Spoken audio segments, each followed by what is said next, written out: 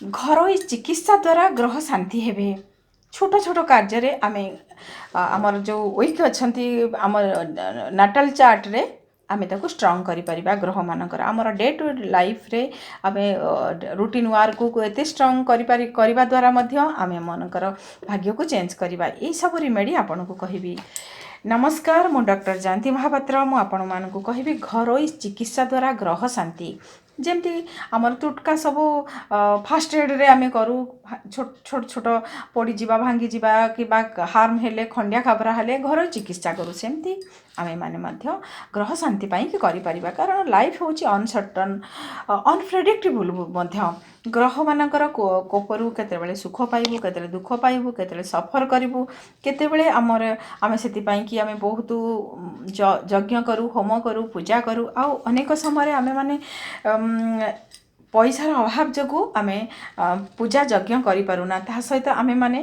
Time भी बेले बेले न थाए टाइम भी प्रॉब्लम हुए किंतु आमे डे टू डे लाइफ रे जो काम करू जो खाउचो पिउचो बसुचो से द्वारा मध्य टिके टिके प्रयास नेले मध्य आमे माने बहुत भलो करि परिबा ग्रह मानकर कृपा आमे पाई परिबा से रिलेटेड म आपण मान कहूची जो मानकर रवि को स्ट्रॉन्ग करिया पाई कि चाहूचंती आपण कोन करंतु सकाळे सूर्य उदय पूर्व उठिकी सूर्य नारायण को आपण गायत्री रे नमस्कार करंतु सूर्य जेतेले पडुथिबो सेतेबेले खाद्य खांतु तंबा पात्र अधिक व्यवहार करंतु सूर्य अस्त परे बा उदय पूर्व आपण खाद्य ग्रहण करंतु नै जदि भी ओस्ट करिवे लाइट फूड खाद्य खाइबे सूर्य किरण पडुथबा खाद्य को आपण खाइबा पई कि चेष्टा करंतु जो मानकर चंद्रमा को संतुष्ट करिया को चाहूचंती आपण गरम खाद्य खाइबा को चेष्टा करंतु अति ठंडा खाद्य खांतु नहीं किंतु पानी को केबे अपमान करिबेनी पानी केबे वेस्ट करिवे नहीं पानी रे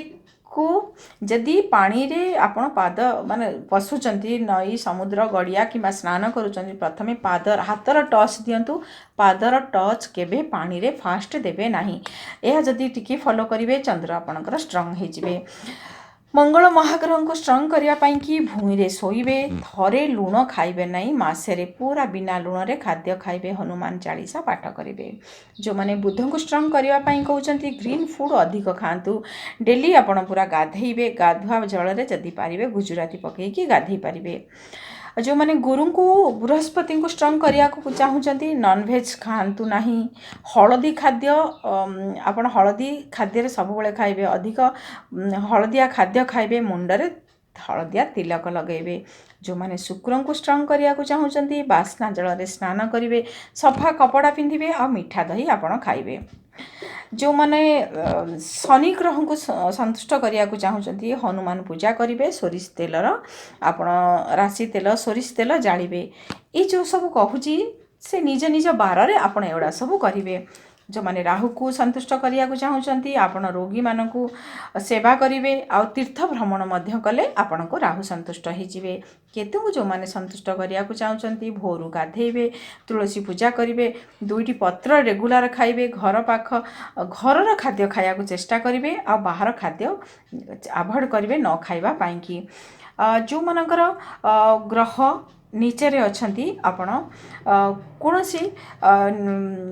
कार्य को करबा को जोटा रॉन्ग कार्य बहुत इच्छा हबो स्ट्रांगली से कार्य न करिया पाई कि अवॉइड करिवे। जो मानकर ग्रह उच्चरे अछंती आपण से ग्रह रिलेटेड दान किछि नेबे नाही जो मानकर जातक नाही किछि भी नाही किछि भी जानि पारुनांती आपण सूर्य भगवान को रेगुलर दर्शन करिवे पूजा करिवे गायत्री पाठ करिवे सूर्य को जल अर्घ्य दीप अर्पण करिवे लाइफ रे आपणकर बहुत प्रॉब्लम समस्या समाधान हो जिवो।